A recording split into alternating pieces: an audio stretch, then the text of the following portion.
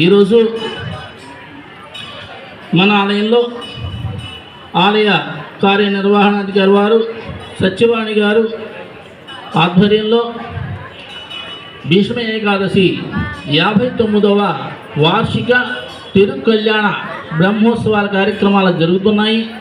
అత్యంత వైభవపేతంగా నిన్నటి రోజున స్వామివారికి ఉదయం పంచామృత స్నానాభిషేకం, సాయంత్రం అంకురార్పణ, విశేషమైనటువంటి హోమాలు, వాస్తు హోమం, వాస్తు పూజ, యోగీశ్వర పూజలు జరిగాయి.